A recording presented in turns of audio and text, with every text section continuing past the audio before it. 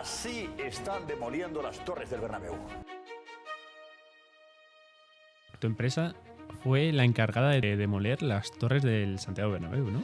Esa obra se empezó con que tiene que haber partidos. Nos llegó a ocurrir que había 2 partidos por semana. Entonces, estar desmantelando miles de toneladas de acero por encima del público que va a llegar cada semana y que trabajas 2 días para parar otro, para limpiar, para que entre público, para luego continuar y dejar todo de una forma segura, pues es un reto detrás de otro. ¿Estuviste cerca de arruinarte, puede ser? Durante una semana estuve haciendo una hoja de cálculo y llegué a una conclusión que era que yo me iba a arruinar en abril del 2017. En términos burocráticos, prácticamente no hay muchas barreras para entrar a crear una empresa.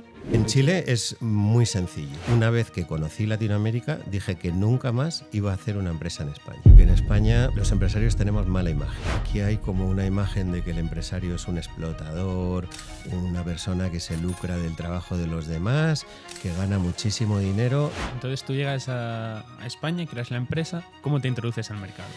En cualquier emprendimiento, lo primero que hay que tener es una visión. Yo en ese momento, con mi socio, le dije cómo creía yo que tenía que ser la empresa.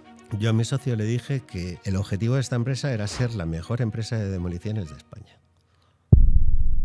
Punto. Hola chicos, bienvenidos a un nuevo episodio de Economic Waves. Hoy estamos con Adolfo.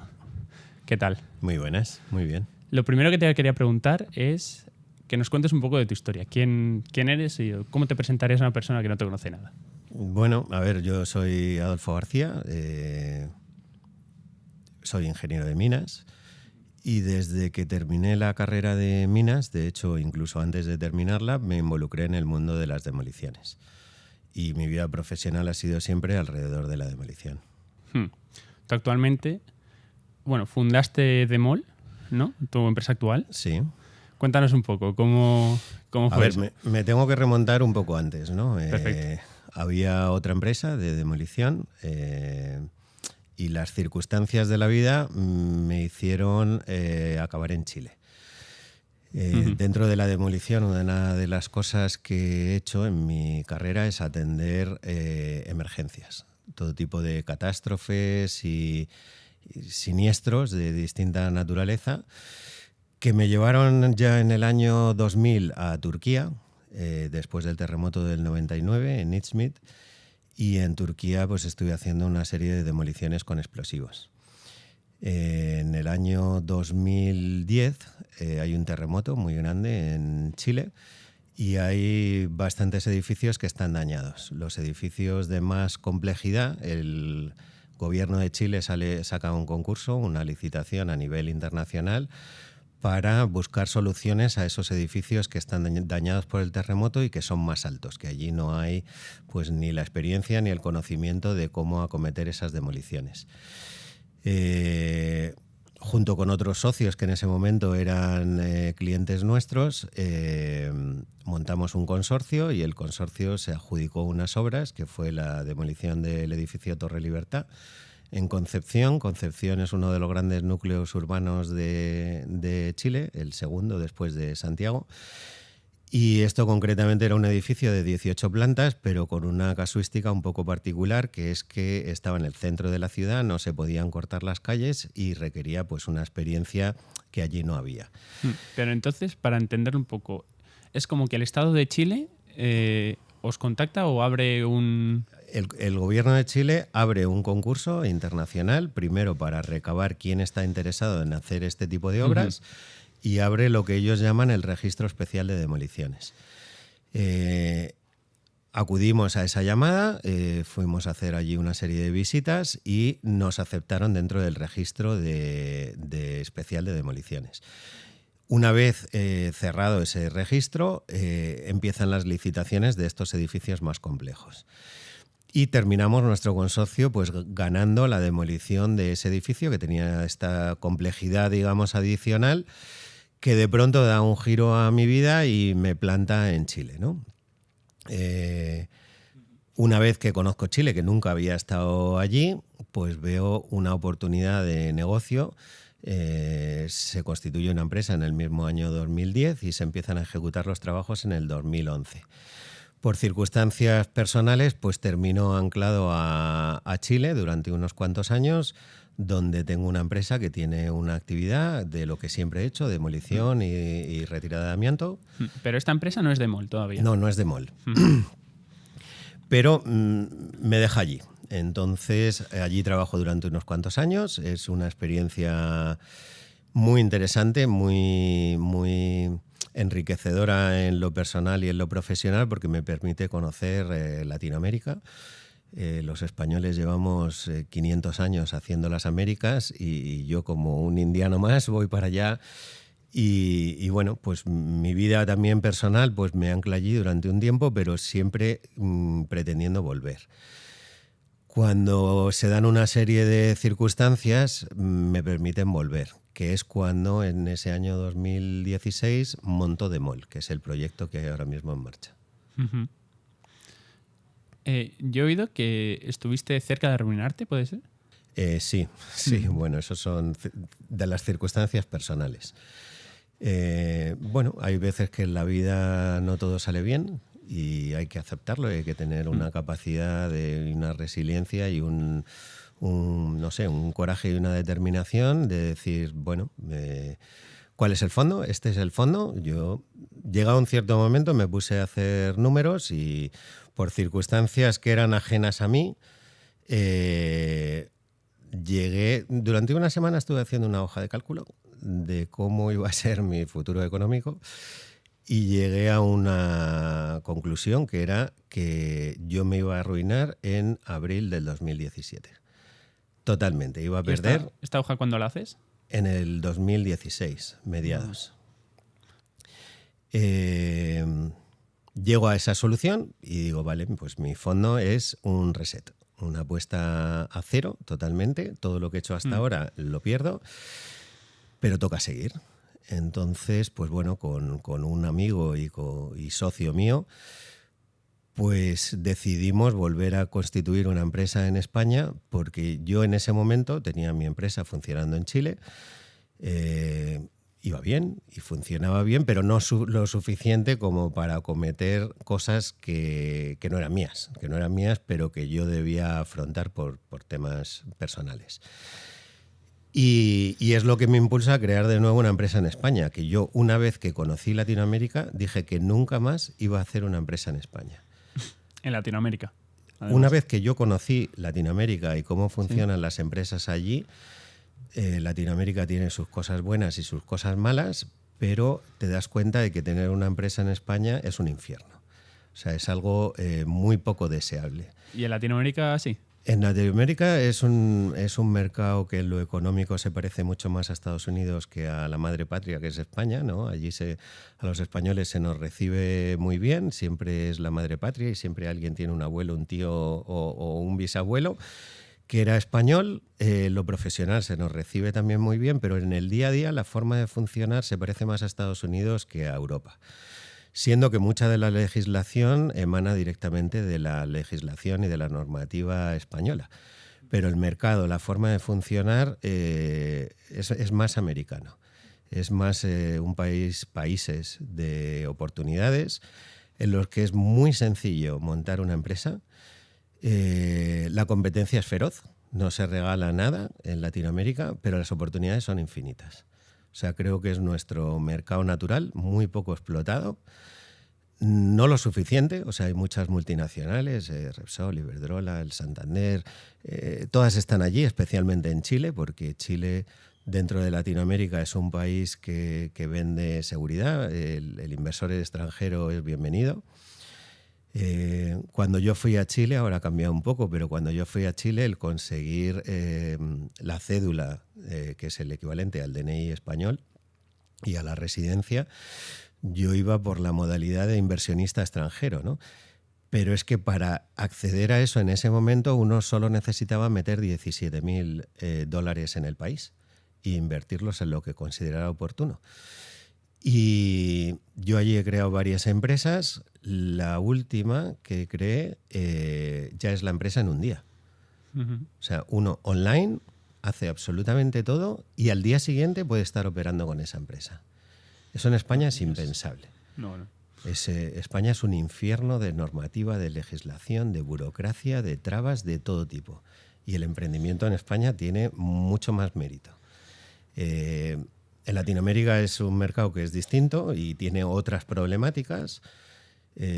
Básicamente, cuando yo conocí aquello y tuve oportunidad, pues mira, estando en Chile, he estado en Brasil, Argentina, Perú, Ecuador, Colombia, Guatemala, y he tenido oportunidad de conocer distintas formas de trabajo.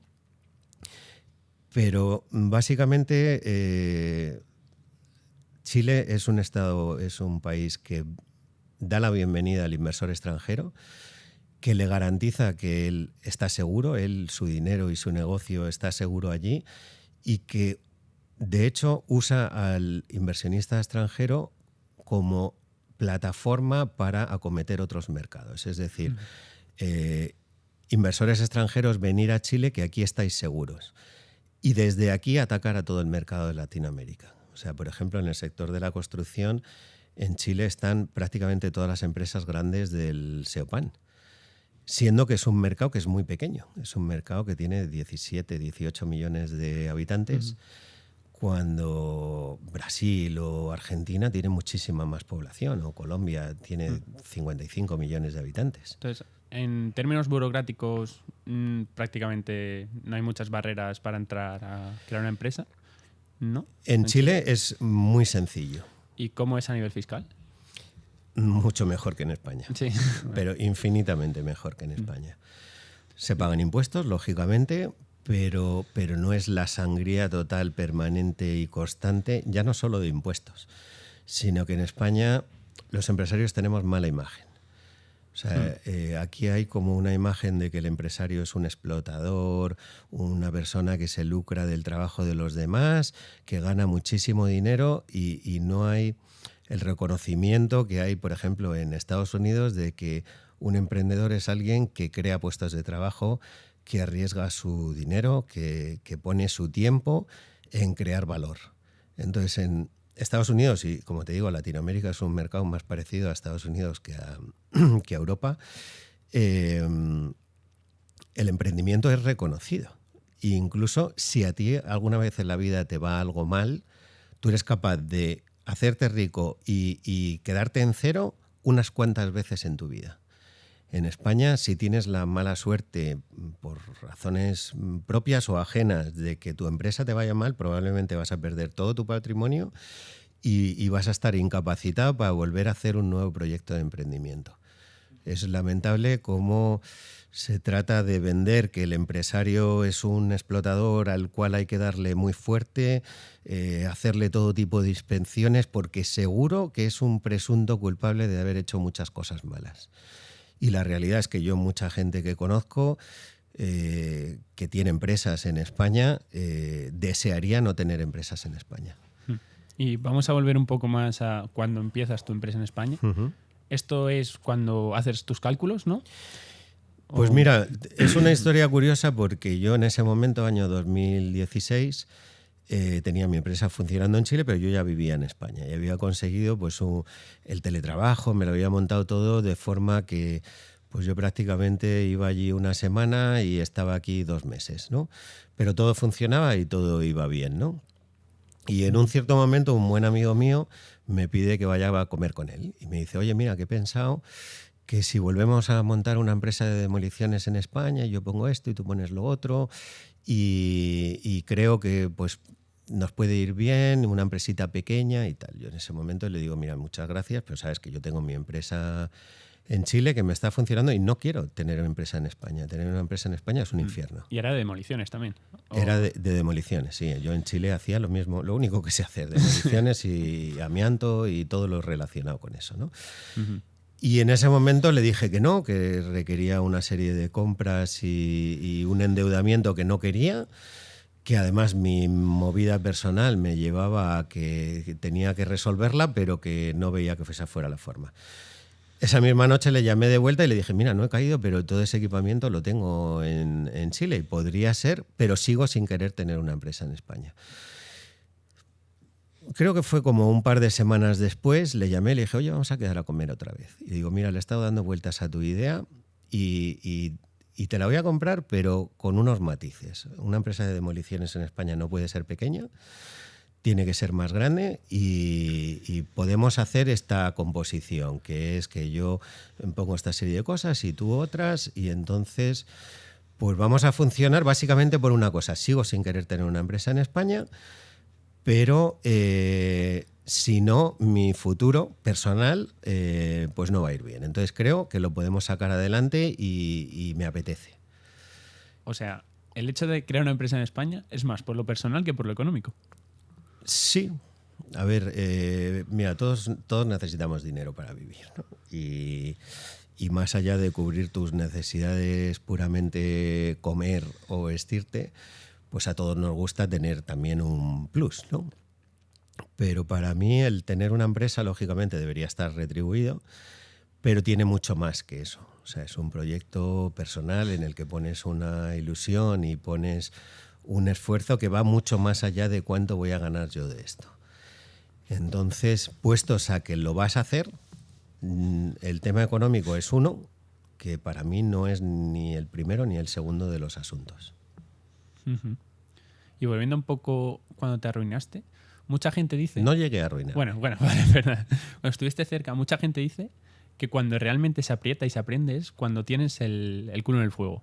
Es decir, cuando tienes esa... ¿O lo hago o...? Bueno, más que aprender, si lo que... En ese momento no aprendes nada. O sea, en ese momento tomas una determinación. Y yo me puse un suelo. O sea, yo fíjate que yo en ese momento fui a hablar con mi madre y le dije, mira, estoy en esta situación y he calculado que dentro de X meses me voy a arruinar. Entonces, si pierdo mi casa, ¿me puedo venir a vivir a la tuya? Y me dijo, sí, claro, hijo, vente. Digo, vale, ya tengo el suelo. Entonces, a partir de aquí ya todo es ir a mejor. Es que esos son los riesgos que no se ven de los empresarios. ¿Esto a qué edades? Pues esto es en el año 2016, que yo debo tener pues 49. Con 49 años haciendo eso... Es la parte del emprendimiento que no se ve. Bueno, sirve de acicate, de decir, esto lo voy a conseguir y lo voy a conseguir sí o sí. Pero ya no eso, sino quiero que, ya que me meto, haga algo que me gusta. Algo de lo que sentirte orgulloso, que es como un hijo que le ves crecer y que le ves madurar y quieres algo que aporte un valor, ya no económico, sino que te dé una satisfacción personal, profesional, de muchos tipos. Uh-huh. Y luego ya llegas a España, ¿cómo consigues tus primeros clientes? O sea, ¿cómo es este negocio de las demoliciones? Pues, para que lo entienda una persona normal. Vale, pues mira, te voy a empezar contando qué son las demoliciones para que lo entienda cualquiera, ¿no? Nosotros tendemos a creer que cuando construimos algo es para toda la vida, ¿no? Uh-huh. Pero los edificios y las infraestructuras de cualquier tipo nacen también con una vida útil. Da igual si es un aeropuerto, una presa, que una casa, que un chalet o una nave, tiene una vida útil por distintas circunstancias, ¿no? Está desde el evento, hay un incendio y se ha quemado, hasta tengo que quitar esto de en medio porque ya no se demanda una nave pequeña, sino una nave grande de logística. Entonces, construcciones grandes, pequeñas o medianas, alguien las tiene que quitar de en medio. Y las tiene que quitar de en medio de una forma segura. Ahí aparece la empresa de demolición. A ti te entregan un edificio y tú tienes que entregar un terreno limpio, así por hablar a grandes rasgos, ¿no? También hay remodelaciones y tal. Y para que nos hagamos una idea del negocio, si la vida útil de un móvil son 2 años, la vida útil de un edificio son 50. A los 50 o se le mete una gran remodelación entera, que puede ser el típico edificio que está en el barrio de Salamanca, en Madrid, que se mantiene la fachada y el núcleo de escaleras porque está protegido, a un edificio que se construyó, qué sé yo, en los años 50 o en los años 60, que ya no tiene sentido, no es eficiente en temas energéticos, ni su distribución es adecuada. En España el parque inmobiliario de pronto tiene un boom alrededor de los años 70, junto con el baby boom, construimos a lo bestia. Pero claro, en estos 50 años todo ha evolucionado. El diseño, la distribución de una casa, cómo está aislada, dónde está. Ha cambiado el modelo productivo, ha cambiado. Antes fabricábamos cosas. Una de las cosas que yo más he hecho en la carrera profesional es demoler fábricas. Entonces, en este mundo que cambia, alguien tiene que venir por detrás abriendo. De hecho, el lema de nuestra empresa es abrimos camino al futuro. Porque alguien tiene que quedar lo que ha quedado obsoleto, lo tiene que quitar de en medio. Lo tiene que hacer de una forma segura, respetuosa con el medio ambiente, protegiendo a los trabajadores, protegiendo al entorno. Y cada vez demolemos cosas más difíciles, más altas, más grandes. Y nuestro sector de la demolición tiene que ser capaz de procesar toda esa carroña.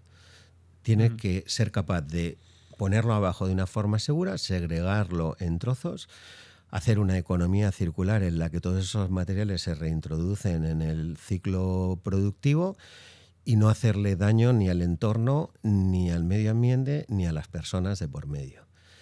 Básicamente, así a grandes rasgos, eso es la demolición. Más allá de eso, dentro de la demolición, pues surgen otras necesidades, que es que esos edificios contienen residuos peligrosos, como es, por ejemplo, el amianto. Entonces hay que ser especialmente cuidadoso y hay que primero identificar qué posibles residuos peligrosos hay y después ser capaces de segregarlos de una forma segura, manipularlos, acondicionarlos y gestionarlos de forma que no impacten a nadie ni al medio ambiente. Vale, entonces tú llegas a España y creas la empresa, ya sabemos lo que es la demolición. ¿Cómo te introduces al mercado? ¿Y cómo es el mercado? Porque no parece, yo desde mi perspectiva de no tener ni idea, no parece un mercado muy grande, pero quién sabe. A ver, es un mercado que es creciente, que yo tengo la suerte de que ya conozco. Porque yo he estado unos años en Chile, pero yo todo el resto de mi vida profesional pues la he trabajado aquí. ¿Qué hago lo primero? Reunir un equipo. Entonces, el equipo es la gente de confianza que yo ya conocía. Reúno a mi núcleo duro que yo ya conocía y empezamos a decirle a la gente que yo ya conocía, oye, estoy de vuelta. Entonces, estoy de vuelta, puedo de nuevo atenderte. Sin ningún compromiso. O sea, tú... ¿A clientes? ¿O? Clientes que fueron clientes en su día y decir, oye, mira, vuelvo a estar operativo aquí y tengo esta serie de equipamientos y esta serie de medios y yo te voy a decir hasta qué punto soy capaz de ayudarte o si de momento por el tamaño de mi empresa no lo soy. A mí lo que siempre me ha funcionado bien en la vida es portarte bien. Es que cuando un cliente deposita la confianza en ti, tú seas capaz de recibirla y demostrarle al cliente que está en buenas manos. Eso al final es lo que te abre puertas y lo que te permite decir, pues adelante, vamos a probar y vamos a ver si esto es lo que siempre has hecho y esta nueva empresa tuya y este nuevo proyecto es capaz de hacer lo que ya sabemos que sabes hacer. Entonces, la estrategia es hacer un resultado que sea bueno y el boca a boca y clientes anteriores y no tanto el branding, ¿no? Mira, yo ahí te diría que en cualquier emprendimiento lo primero que hay que tener es una visión y decir, ¿qué quiero que sea mi empresa? Hay gente que dice, yo quiero tener una empresa porque quiero ganar mucho dinero, ¿vale? No es mi caso.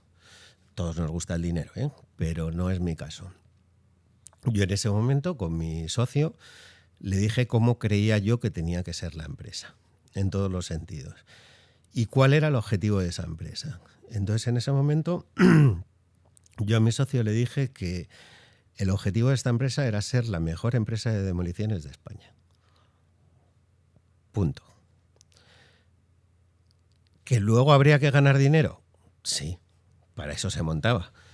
Pero no era el objetivo. Entonces yo, siendo ese el objetivo, marqué que había 3 directrices que cumplir.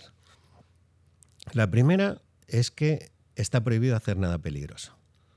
O sea, nuestro personal, todo el mundo tenía que saber que dentro del negocio de la demolición, que tiene sus riesgos y son evidentes, estaba prohibido hacer nada peligroso. Esa es la directriz número 1. La número 2 es que las cosas hay que hacerlas bien. Cueste lo que cueste, pierdas dinero o no, pero las cosas se hacen bien. Y la tercera es que había que ser rentables, porque no nos sirve de nada la primera y la segunda si no somos rentables, porque estamos abocados a cerrar. Y esas son las directrices que yo he tratado de transmitir en toda la cadena de nuestra empresa y de inculcar a todo el equipo. Vale. Ahora, ¿nos podrías contar qué proceso sigue demoler un edificio con explosivos? O sea, desde el momento que se decide de la oficina hasta el día que se explota y luego imagino que también habrá algo después, ¿no? O sea, damos un salto cualitativo en la pregunta, ¿no? Porque dentro de lo que es la demolición hay infinitas técnicas de afrontar una demolición, ¿no? Y no solo técnicas, sino equipos, ¿no? Entonces, yo siempre digo que el hacer una demolición es como una especie de juego de cartas en el que cuantos más comodines tengas, más fácil es jugar a eso, ¿no? Dentro de los sistemas de demolición, probablemente el más llamativo es la demolición con explosivos, ¿no? La voladura controlada. Es un tema que manejamos mucho y que dentro del equipo técnico de la empresa acabamos de hacer nuestra demolición número 112 con explosivos. O sea, no hay ninguna empresa que acumule esa experiencia en todo el mundo de habla latina, ¿no? Y es un trabajo que creo que hacemos bien y que nos gusta. O sea, nos gusta hacerlo, pero es minoritario dentro de las demoliciones. Como cualquier demolición, es un trabajo que empieza en un despacho en el que se diseña qué es lo que se va a hacer. Se compone un proyecto en el que se dice qué se va a hacer, cómo, cuáles son las medidas de seguridad, etcétera, y que tiene dos autorizaciones administrativas. Uno es la licencia de demolición, que es un tema en el que son competentes los ayuntamientos. Da igual si es con explosivos, que si es a mano, que si es con una máquina. Es una licencia de obra en el que te autorizan a demoler una estructura.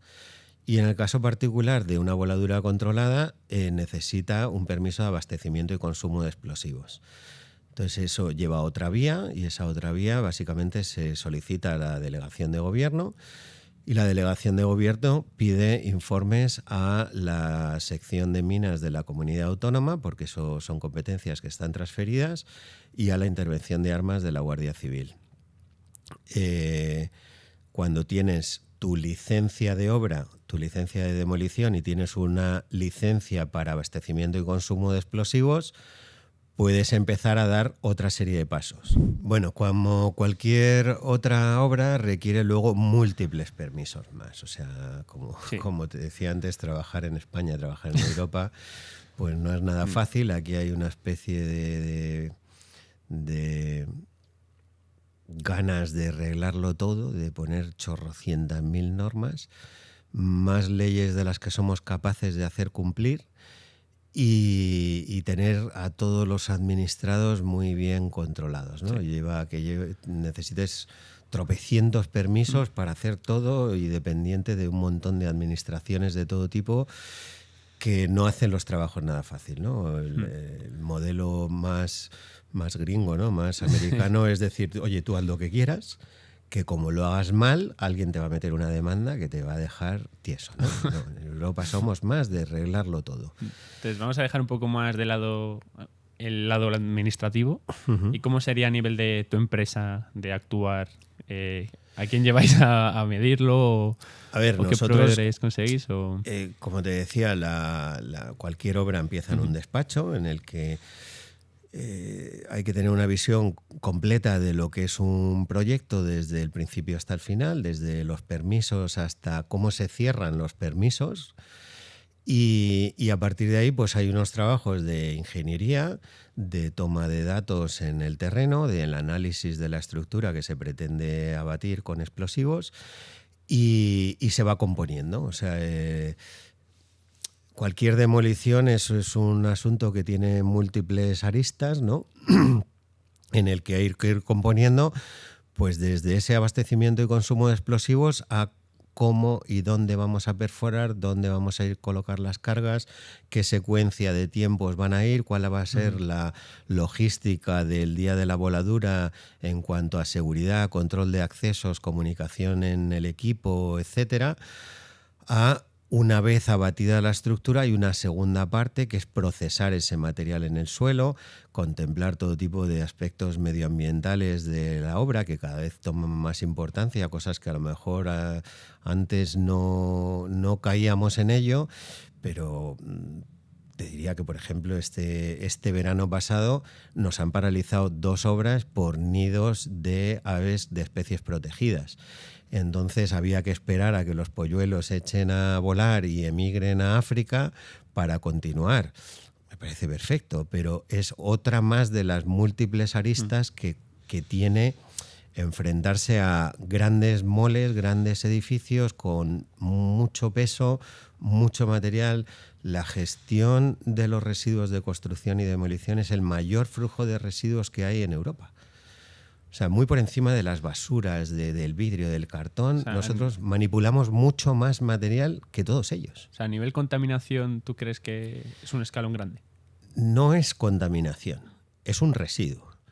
Y ese residuo se pueden hacer muchas cosas con él. Se pueden tratar de una forma adecuada y se puede incluso reintroducir en el proceso productivo. O sea, a nosotros nos gusta hablar más de recursos que de residuos. Porque cuando tú me entregas un edificio, si yo hago un desastre, aquello va a ser un montón de residuos que van a generar un problema. Pero también pueden ser una nueva oportunidad de que tú me estás entregando miles de toneladas de hormigón que yo puedo procesar y reintroducir en el proceso productivo.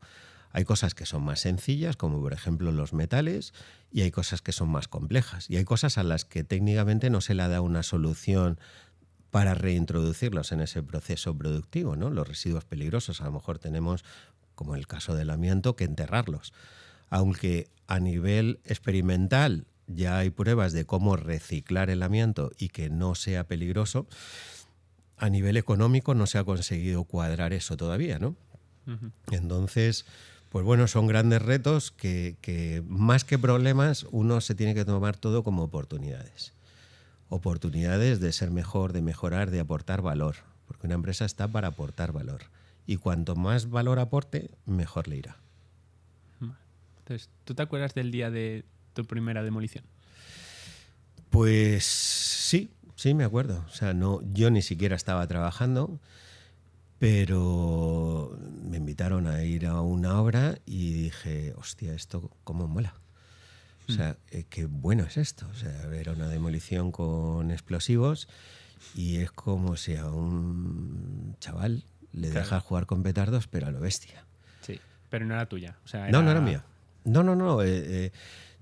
Yo soy un gran apasionado de muchas cosas y me tomo todo por el sentido muy positivo y muy proactivo y de pronto vi un mundo que yo estaba pues prácticamente terminando mi ingeniería de minas. Yo acabé en ingeniería de minas por casualidad, acabé en minas porque saqué mala nota. Yo quería ser ingeniero industrial rama motores. Y entonces pues no saqué la nota en la selectividad y digo, pues ¿en qué hay más cerca de la escuela de industriales? ¿Minas? Pues venga, me voy a minas que luego me cambio a industriales, ¿no? Y así me puse a estudiar minas y con el tiempo dije, oye, esto de las minas mola también, ¿eh? O sea, qué grande, qué fuerte. O sea, la minería, que es la base de nuestra civilización, el tener materiales para hacer cosas y tal. Y yo estaba súper ilusionado. De hecho, en ese momento en que yo estaba a punto de terminar la carrera, estuve a punto de irme a Chile. Casualmente, muchos años después terminé yendo a Chile. Pero para la minería, ¿no?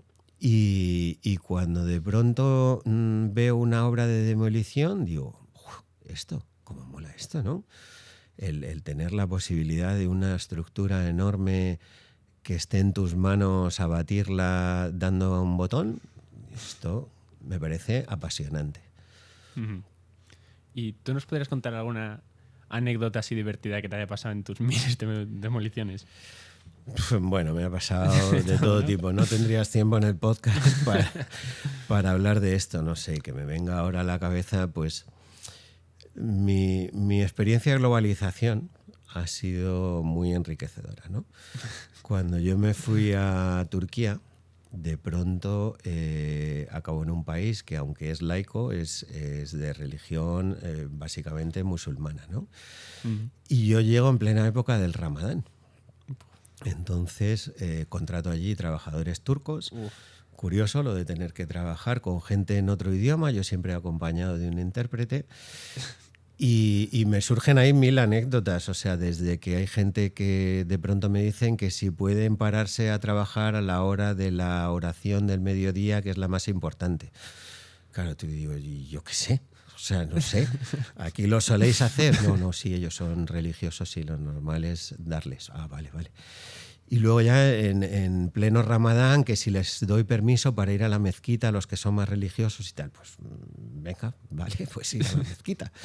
Pero de esas 1000, o sea, porque es que estando allí, yo iba a una ferretería a comprar y allí nadie te preguntaba qué quieres.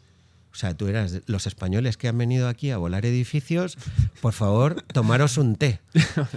Yo cuando llevaba ya 4 o 5 tés estaba que no podía más. O sea, y ya decía, no, por favor, que me atendáis, que yo lo que he venido aquí es a comprar. Entonces, de esas he tenido 1000, o sea, 1000. Estando en Chile me ofrecen hacer una obra en Argentina, una multinacional, y tenemos una base de acuerdo para hacer una obra en Argentina. Entonces había que cuadrar 2 cosas: importar las máquinas desde Chile y, si la obra salía bien, sacar el dinero de Argentina. Bueno, pues fíjate que no fui capaz de cuadrar la operación porque había bajado el precio de la soja. ¿De la soja? Sí, correcto. ¿Cómo es eso? Y tú dices, ¿cómo es eso? Efectivamente, pues porque en la globalización te das cuenta de que lo primero que tienes que hacer es entender el país, ¿no? Y entender cómo se mete una máquina en un país. ¿Pero en Argentina fue esto? En Argentina, sí. Entonces, ¿cómo se mete una máquina en Argentina? Hay que hacer una importación temporal. Y para eso te tienen que autorizar un DEJAI. El DEJAI básicamente consiste en que tú importas algo, pero sacas divisas del país.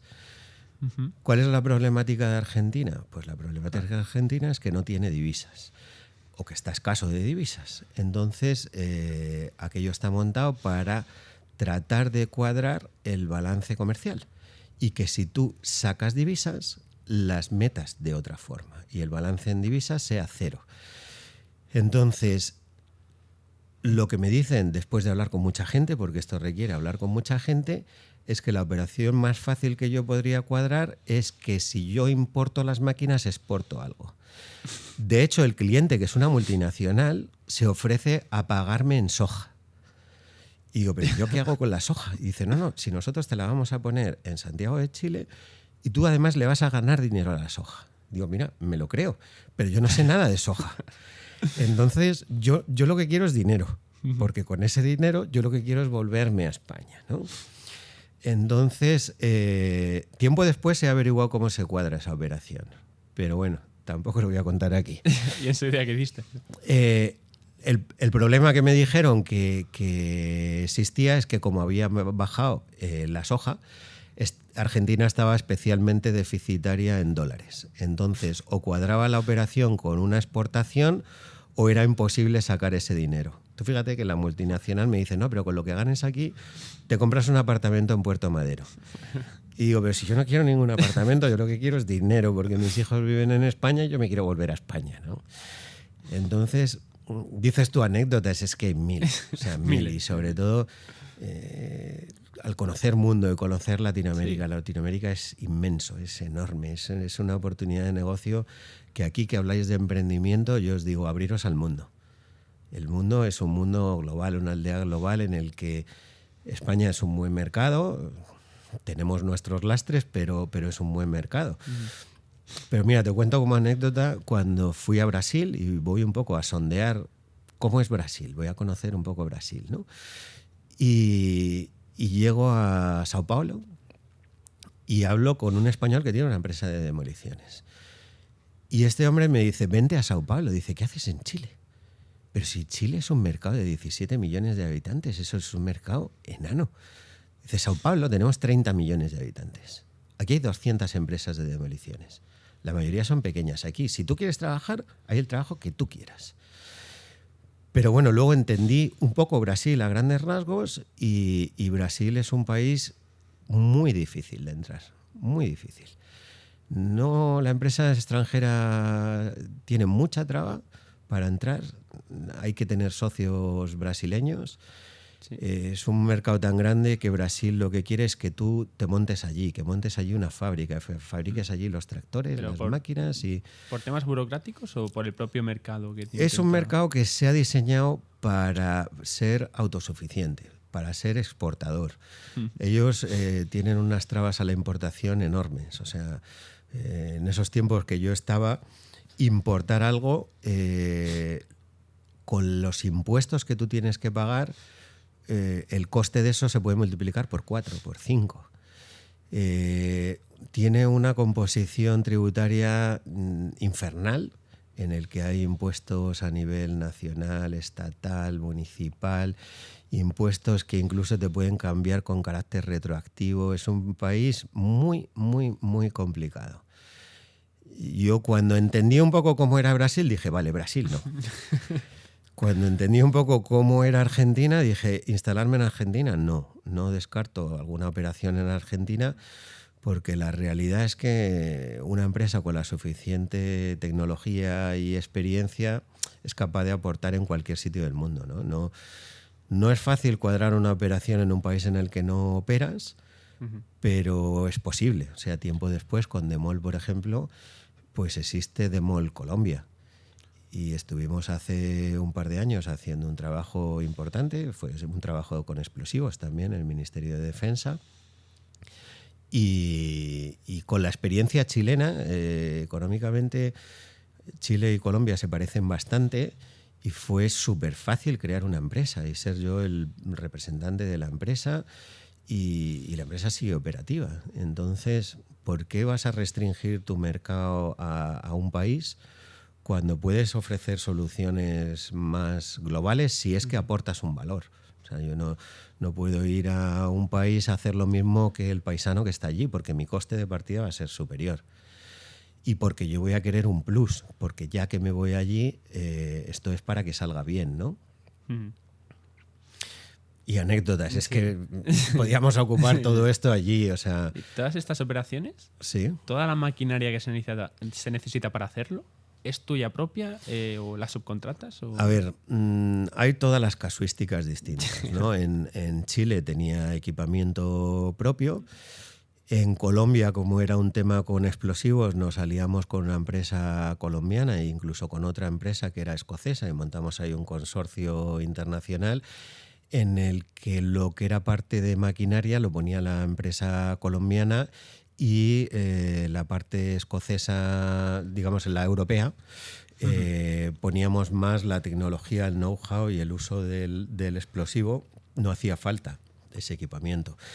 Pero la maquinaria, maquinaria, equipos de cualquier tipo, es una cuestión puramente de echar números, ¿no? Sí, eso tiene un valor. O sea, en función de qué demanda esperas tú para ese equipamiento o qué necesidades tengas tú de servicio, pues la vas a comprar o vas a hacer un leasing o la vas a alquilar puntualmente. O sea, nosotros creo que en la empresa a día de hoy tenemos todas las modalidades. Somos muy españoles en el sentido tradicional de que nos gusta ser propietarios, sí, pero la demolición es tan compleja, esos comodines que tú puedes usar son tantos que no puedes tenerlos todos. Entonces nosotros creo que tenemos un poco de todo y la mayoría en propiedad. Pero puntualmente, pues yo no tengo, qué sé yo, una grúa de 500 toneladas, porque es que la uso a lo mejor una vez al año. Prefiero alquilarlo. Tu empresa fue la encargada de demoler las torres del Santiago Bernabéu, ¿no? A ver, en el Santiago Bernabéu hemos hecho muchos trabajos, hemos estado allí pues 4 años, si no me equivoco, todavía queda algún trabajador nuestro allí. Empezamos justo antes de la pandemia y hemos hecho múltiples trabajos. El primero, que fue el mayor desafío, es desmantelar todas las cubiertas. Una obra compleja, con muchas alturas, con problemática de movilizar grandes piezas y hacerlo de una forma segura. Y otra de las partes fue demoler las torres de la Castellana, pero ha habido muchas otras. Hemos demolido gradas, interiores, de todo. Ha sido un trabajo, la verdad, un desafío muy grande, pero también un orgullo y una satisfacción poder aportar en algo tan simbólico y en lo puramente, digamos, comercial, en lo más económico, pues bueno, eso ha sido mover mucho dinero allí. Sí, ¿y cómo es el momento que te contrata el Bernabéu? ¿Cómo habláis con ellos? Bueno, allí, a ver, las obras se las queda una empresa constructora que es FCC. Es una empresa que es una gran multinacional que ya ha hecho trabajos anteriormente en el Bernabéu. De hecho, nosotros habíamos hecho trabajos anteriormente en el Bernabéu con ellos. Y habíamos demolido el fondo sur para hacer grada fans. De hecho, creo que es la quinta vez que de una u otra forma habíamos trabajado en el Bernabéu, porque se estuvo para FCC y para otras empresas, pues desmontamos unos ascensores, distintas actuaciones, ¿no? Como te digo, FCC es el ganador de la licitación que hace el Real Madrid, y cuando empieza a acometer los distintos lotes de la demolición, pues habla con las empresas que ellos entienden que puede dar soluciones a esto. Y en particular la primera operación que cuadramos fue el desmantelamiento de las cubiertas. Para ellos es un reto y una incógnita también cómo desmantelar esas cubiertas. El proceso de desmantelamiento difiere bastante de lo que es el montaje, porque cuando uno monta sabe lo que está montando y sabe los pesos que está manejando y sabe en qué estado están cada una de las partes que está componiendo, digamos, ese mecano. Pero sin embargo, cuando uno lo desmonta, normalmente se ha perdido gran parte de la documentación de qué estás quitando, de cómo trabaja, qué se compone, cuánto pesa, en qué estado está, y los ritmos de trabajo son mucho más grandes. O sea, los ritmos de desmantelamiento pues probablemente son 5 o 10 veces más rápido que los de montaje. Entonces es un reto muy grande ver cómo acometes un desmantelamiento de esto, que cada trabajo es un trabajo singular, ¿no? Es la primera vez que haces eso, pero ya lo has hecho N veces con múltiples variantes a esto, ¿no? Entonces, como cada demolición, tú dices, la podría afrontar de infinitas formas, pero en un balance entre seguridad, eficiencia, medio ambiente, etcétera, tú le haces una propuesta al cliente y le haces una propuesta, en cierto modo, flexible, porque nosotros debemos entender cuáles son sus necesidades, que no siempre es fácil. Muchas veces la necesidad es que esto sea barato, ¿vale? Pero otras veces no tanto. Y es decir, oye, la necesidad que tengo es que este es el plazo y que esto, por ejemplo, esa obra se empezó con que tiene que haber partidos incluso cada semana. O sea, es que nos llegó a ocurrir que había 2 partidos por semana. Entonces, estar desmantelando miles de toneladas de acero por encima del público que va a llegar cada semana y que trabajas 2 días para parar otro, para limpiar, para que entre público, para luego continuar y dejar todo de una forma segura, pues es un reto detrás de otro, ¿no? En el que todos tenemos que ser un equipo, pero no Demol, o sea, no nuestra empresa.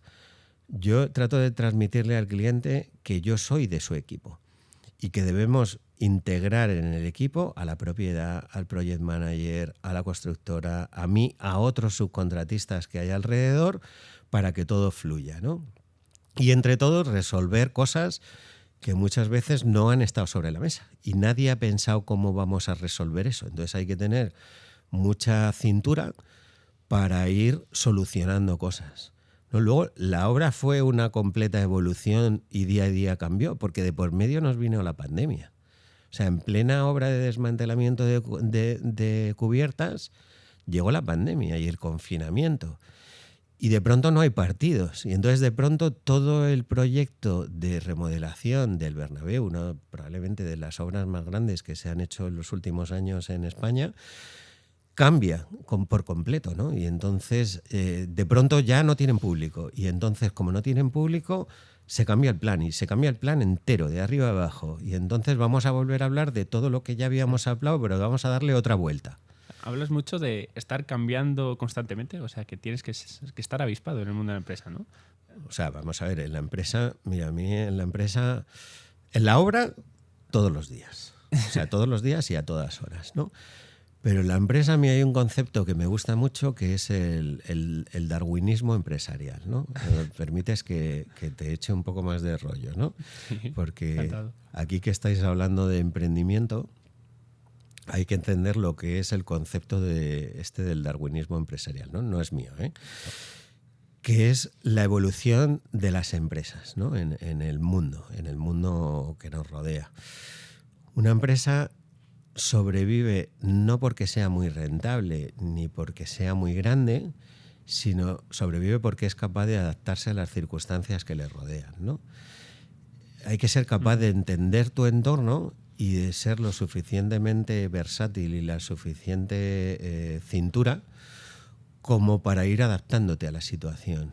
Entonces, igual que tu día a día en la obra cambia, tu entorno cambia, tu competencia cambia, tus clientes cambian, sus necesidades cambian. Es que la misma pandemia cambia incluso la necesidad del promotor, que de pronto ve unos nuevos nichos de mercado que le llevan a unas nuevas necesidades que tienen que ser cubiertas por sus colaboradores, ¿no? Entonces, si tú eres capaz de adaptarte a las necesidades de lo que hay alrededor, es más probable a que si tu objetivo es decir, como yo soy el más grande, soy el que más sobrevivo. Si los dinosaurios también se murieron. O sea, hay que tener esa cintura todos los días. Ahora que estás hablando del darwinismo empresarial y toda esta perspicacia que se tiene que tener, ¿cómo importante crees que es la innovación en tu sector? A ver, la innovación es fundamental en todos los sectores, no en el mío, en cualquiera.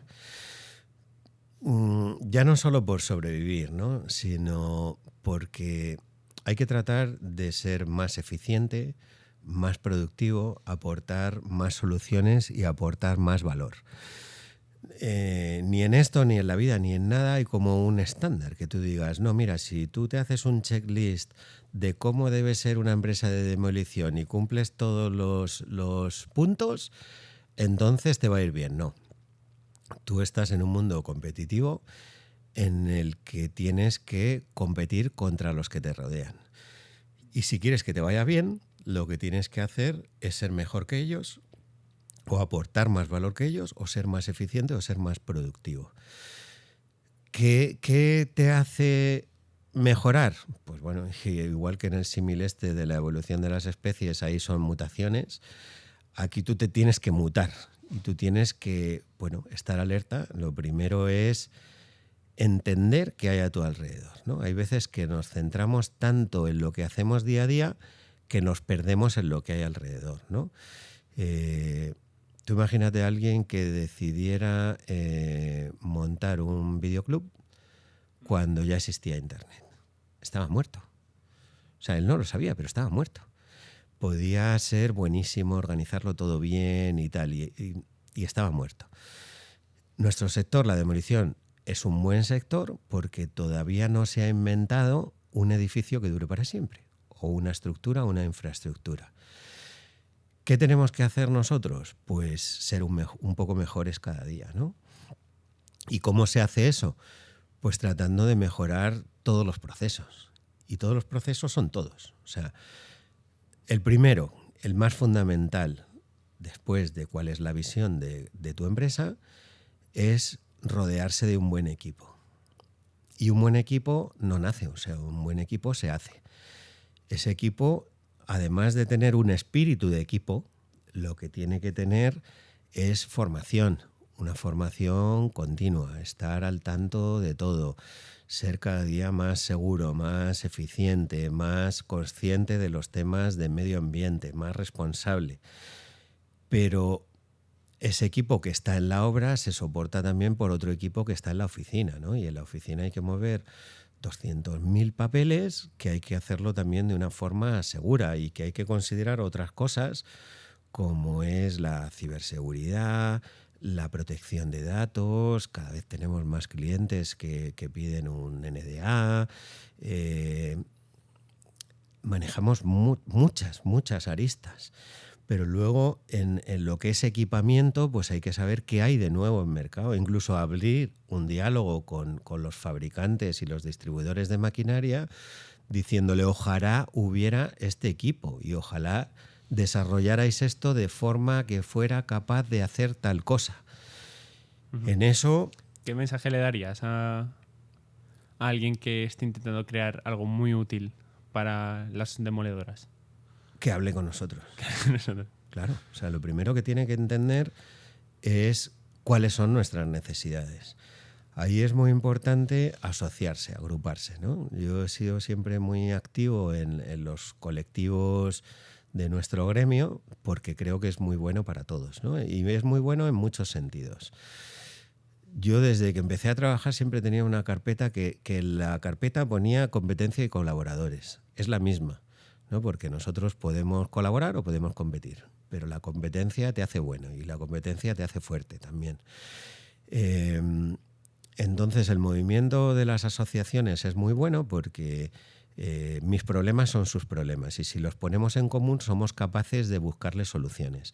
Y cuando como gremio de demolición vamos a un fabricante, ya no solo la asociación española, sino la asociación europea y de la mano de la asociación americana o la japonesa, asociaciones fuertes, el fabricante entiende que tiene un mercado y que si entiende nuestras necesidades va a hacer un producto que es capaz de vendernos. Entonces, fabricantes que quieren probar un producto y nosotros estamos encantados de probarlo, hay que tener un diálogo permanente porque él me da una solución a la vez que crea un negocio conmigo. Entonces, en los negocios siempre tiene que ser lo que los americanos llaman el win-win. Si hay win-win, ganamos todos, con el fabricante o con el cliente. Y si abrimos ese diálogo, tú vas a entender qué quiero yo y yo me voy a aprovechar de lo que tú haces. Y de pronto se te ha ocurrido una idea muy buena y yo la voy a usar. Y cuanto mejor idea tengas, más me voy a aprovechar yo. Entonces, las mejoras y las innovaciones vienen en todos los sitios, o sea, en todos los sentidos. Es usar equipos que a lo mejor no han sido diseñados para la demolición dentro de nuestro propio sector, ¿no? Nosotros tenemos todo tipo de equipos pues de lo más variopinto. O sea, una pistola para analizar qué aleación es un metal. ¿Por qué? Porque si yo consigo valorizar eso más, voy a ser más eficiente en lo económico, mi cliente se va a ahorrar dinero, va a querer contratar conmigo y vamos a cerrar el win-win. Pero para eso necesito saber de qué se compone. Pero esa pistola tiene una fuente de radioactividad, entonces necesito ser un centro autorizado para ese punto de emisión de radioactividad y necesito un medidor de radioactividad.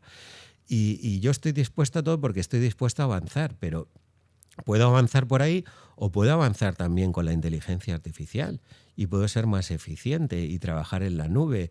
Y mira, cuando llegó la pandemia, aquel viernes en el que todos estábamos sospechando si algo iba a ocurrir y nos encerraron ese fin de semana, pues el viernes la gente se fue con su portátil a casa, por si acaso. Y nos resultó bien. O sea, había empresas que seguro que no tenían contemplado esa casuística, que aquí no fue porque yo creyera que podía haber una pandemia, fue porque como había trabajado en Latinoamérica, yo ya me lo había montado para poder teletrabajar, porque yo quería trabajar en Latinoamérica y vivir en España. Entonces esa dinámica ya existía dentro de la empresa. Esa innovación te hace fuerte, te hace resiliente y te hace eficiente. Entonces dirías que la innovación son como pasos que tomas a palos de ciego y que algunos chocan y te dan beneficio, que son cuando los necesitas, y otros que simplemente nunca llegan a... No, o sea, palos de ciego puede haber alguno, pero yo creo que en la empresa lo que menos hay es así, disparos al aire, a ver si mato un pájaro, no. Todos tienen un sentido. Lo que sí es verdad es que hay cosas que tú les das un sentido y terminan revertiendo en algo que no estaba previsto. O sea, por ejemplo, esto que te digo del trabajo en remoto terminó resultando para una pandemia que nadie esperábamos, ¿no? Pero era bueno sí o sí porque nos hace ser más eficientes. O sea, yo el día que murió el disco duro de un servidor de la empresa, dije, esto no puede volver a ocurrir.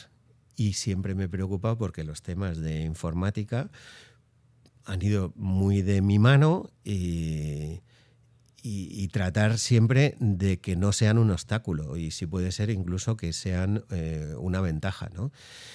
Entonces, la vida da muchos giros, ¿no? Y uno se encuentra en muchos cruces y tiene que elegir cuál es el mejor camino. Y si uno es muy proactivo y va eligiendo, todos nos equivocamos. Hay que ser capaces primero de ser lo suficientemente fuertes como para asumir un golpe, aprender de ello y aprovecharse de las oportunidades. Porque oportunidades en la vida todos las tenemos, pero hay quien por miedo o por pereza o por muchas cosas pues no las aprovecha. Y una cosa te conduce a otra, que te conduce a otra, que, o sea, por ponerte un ejemplo, hace muchos años el tema del amianto, pues en España pues no había empresas que quitaran amianto, ¿no? Pero como en ese momento estábamos involucrados en asociaciones internacionales, ya habíamos hecho los deberes en Europa, ya sabíamos qué había que hacer. De forma que cuando quisimos empezar ya sabíamos cuál era el camino, si alguien lo había recorrido antes. Si esto, a ver, no hay que ser Einstein y decir yo he inventado la bombilla, sino hay que estar atento de qué ocurre a tu alrededor, de cuáles son las necesidades y en qué puedes ayudar tú a cubrir esas necesidades. Entonces, cuando surge la necesidad de un cliente, necesito quitar amianto, pues yo ya tengo iniciado el camino de cómo quitarlo. No es que pegues esos tiros al aire, es que trabajas muchas vías y muchos caminos, algunos acaban en una vía muerta y hay que matar esa vía y otros te abren toda una serie de otras vías para continuar ese camino. Uh-huh. Vale, ahora ya cambiando un poco de tema, quitando ya la empresa de MOL, uh-huh. Sé que tú, bueno, no sé si tienes un barco o... Bueno, sí. ¿Usas un barco frecuentemente?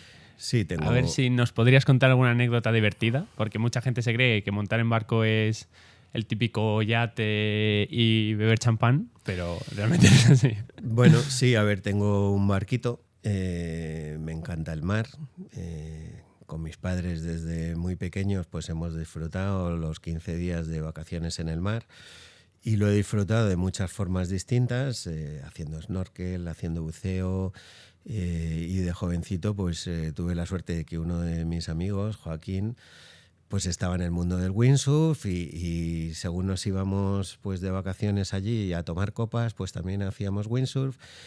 Y con el tiempo, pues bueno, he tenido la oportunidad de tener un barquito que, bueno, me encanta y te da mucha libertad. Hay gente que se toma el barco como un lujo, yo me lo he tomado de otra forma, ¿no? Con la pasión que es disfrutar de la naturaleza, ser libres, viajar, dejarte llevar por el viento y solucionar problemas. O sea, en un barco todos son problemas. Hay gente que dice que un barco te da dos alegrías, el día que lo compras y el día que lo vendes. Pero a mí la verdad es que me da muchísimas, ¿no? Y a mí los problemas me gustan. O sea, es que me encanta resolver problemas, ¿no? Y decir, pues bueno, mira, vamos a ir por aquí o no, ya no podemos ir porque el viento se ha puesto en contra y vamos a cambiar y vamos a ir por no sé dónde, pues me parece fascinante compartir con amigos o con familia, fondear en sitios idílicos. España es espectacular. Las Baleares son impresionantes, o sea, hay sitios que tú podías estar en el Caribe, tenemos una suerte que muchas veces no valoramos, ¿no?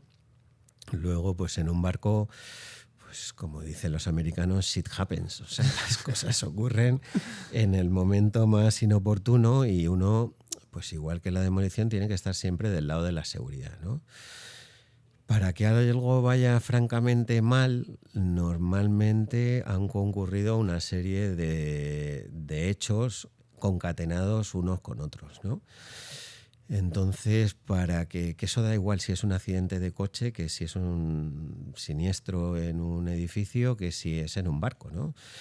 O sea, si tú has sido un inconsciente y no has mirado la previsión del tiempo y resulta que el motor lo tenías pendiente de revisar y la tripulación no acompaña y te bebiste 4 gin tonics y no sé qué, pues tienes el cóctel para que algo vaya francamente mal, ¿no? Entonces, si tú has sido capaz de evitar pues 4 de las 5 cosas que conducían a eso, pues a lo mejor has sido capaz de evitar un siniestro y de hacerte un poco más fuerte y decir, oye, mira, sí, la próxima voy a tener otro poco de cuidado y voy a disfrutarlo más y voy a conocer más sitios y bueno, es un mundo que es apasionante, hay gente que vive en los barcos, mi sobrino y mi ahijado viven en un barco y es un mundo fascinante, ¿no? ¿Alguna vez has estado cerca de estar en una situación jodida? Sí. De pronto en un fondeo pues se levantan 45 nudos de viento y yo nunca he estado expuesto a 45 nudos de viento en el mar y no sé siquiera si aquello va a aguantar, ¿no? Entonces, pues bueno, mantener la calma. Lo primero intento el comodín de la llamada.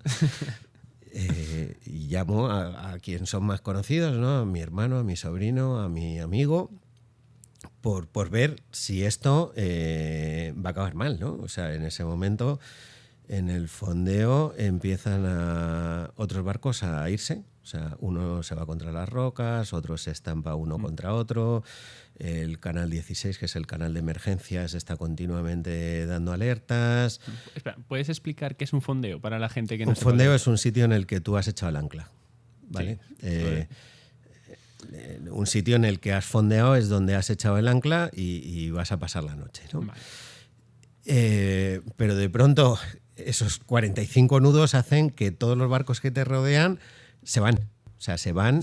Y ¿Anclados? Anclados, arrastra, el ancla garrea y uno acaba estampado contra las rocas, aviso de que hay heridos, otro se empotra y la cadena de un ancla se enreda con la del otro y un barco, el casco de uno se está empotrando con el otro y se abre una vía de agua. Otro se va hacia el mar y está pidiendo auxilio. Y bueno, en ese momento pues hay que mantener la calma. El comodín de la llamada no me resulta en primera instancia porque son como las 2 o las 3 de la mañana y no me cogen el teléfono. Claro. Entonces, pues bueno, hay que decir, vale, ¿qué puedo hacer yo al respecto de esto? Que es todo lo que hay que hacer en la vida. Resolver problemas. Sí, y no solo. O sea, decir, venga, problema. No sé si esto va a aguantar. Vale. No me resulta el comodín de la llamada. Vale, ¿qué puedo hacer al respecto? Vale, chalecos. Lo primero, chalecos salvavidas. Lo segundo, portillos asegurados, etcétera, etcétera, porque ya uno tiene que pensar, mira, esto puede acabar estampado contra las rocas, botiquín, está a mano, radio, etcétera, porque ya tienes que contemplar una casuística que a lo mejor no pasa nada o a lo mejor estás flotando en el agua y el barco hundido, ¿no? Entonces, pues mantener la calma y decir, hago esto y esto, y siempre te falta el factor suerte, ¿no? Yo en ese caso, afortunadamente, le había hecho caso a mi hermano, que me dijo, cómprate este ancla es un seguro de vida, y cuando otros barcos no aguantaron, este sí. Y básicamente era el ancla. Y cuando compré el barco tenía 20 metros de cadena y me dijo mi hermano, y compra 50 metros de cadena. 50.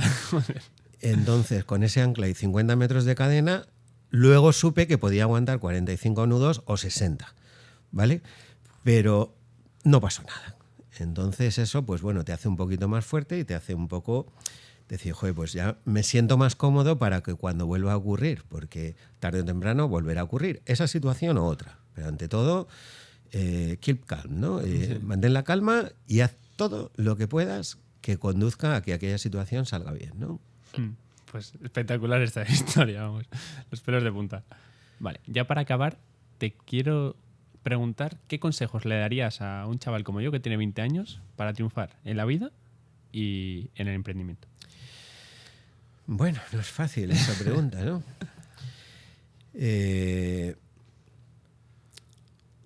Fíjate que yo creo que es la pregunta equivocada. A ver, bueno, dime. Tu objetivo en la vida no puede ser triunfar, ¿vale? Es un objetivo muy pobre. Tu objetivo en la vida tiene que ser feliz, ¿vale? Que otra cosa es que para ser feliz tú quieras triunfar. Y la felicidad tú la tienes que... Te hablo de tú como a cualquier otro. Como esta charla yo a mis hijos se la he soltado muchas veces, ¿no? Vale. La felicidad no es un destino. La felicidad es como un camino. Y tú te tienes que mantener en el camino. Y es un camino con curvas, ¿no? Y tú en ese camino, que tiene bifurcaciones, tienes que tratar de detectar cuando te has salido del camino y cuando has dejado de ser feliz. Entonces tú te haces una composición que dices, mira, mi meta en mi camino es este. Entonces yo, igual que en el tema este que hablábamos ahora mismo del barco, pues tú tienes que decir todas las cosas que yo puedo hacer al respecto de mi objetivo. Y mi objetivo es ser feliz, ¿vale? Es este destino, que es un camino que me lleva hasta allí. Entonces, cuando tú ya has decidido qué quieres ser, tienes que decidir cómo se consigue eso. Y tú te haces un listado mental, te lo apuntas en una hoja, de todas las cosas que tú crees que conducen a eso. Esto te vale igual para encontrar novia, ¿eh? O sea, te vale para cualquier cosa en la vida. Y te vale igual para la empresa. Entonces, implementa todas las cosas que se te ocurran que conduzcan a eso. Y la siguiente parte, que tiene que ser de forma permanente, es si todo lo que te ha ocurrido, todo lo que se te ha ocurrido y todo lo que has puesto en marcha conduce a eso, te hace feliz y si sigues teniendo el mismo objetivo. Una vez que empiezas a iterar todo eso, tu objetivo, tus marcas, todo lo que haces al respecto, si eso te hace o no te hace feliz, iteras una vez y otra, de una forma constante, proactiva, y casi con toda seguridad lo vas a conseguir. Entonces, ¿qué te hace feliz triunfar? Vale, venga, hazlo. Pero esa es una parte, y esa es una parte pequeña de la vida, ¿no? Hay quien pone el símil de las cajitas, y está la cajita profesional, la cajita económica, la de los amigos, las relaciones sentimentales y la familia. Y uno no puede desequilibrar sus cajitas. La cajita triunfo, gano mucho dinero o tengo mucho éxito profesional, es una de tus múltiples cajitas. Y como desatiendas el resto, vas a estar fuera de tu camino de la felicidad, ¿no? Entonces, vivimos en un mundo que es apasionante, pero vosotros, gente que tiene 20 años, me da una envidia tremenda. O sea, vivimos en un mundo apasionante en el que tenéis todo a vuestro alcance, en un mundo global. Con internet lo tenéis todo el mundo a vuestro alrededor, podéis vivir, podéis trabajar donde queráis, podéis poneros en contacto con cualquier persona del mundo, colaborar con ellos. Entonces, en el particular de decir yo profesionalmente quiero esto, decidir algo, cualquier cosa, y dices, mira, oye, tú mismo con tu Economic Waves, dices, yo tengo una visión y es esta. Pues dale fuerte a esa misión. Ve en qué la puedes mejorar, cómo puedes mejorar cada día, pero no te mantengas fijo en esa visión. Esa visión puede ser cambiante. Y de pronto tu idea de partida, que fue X, resulta que tiene 3 derivadas que te llevan a X', ¿no? Hazlo y no tengas problema de equivocarte.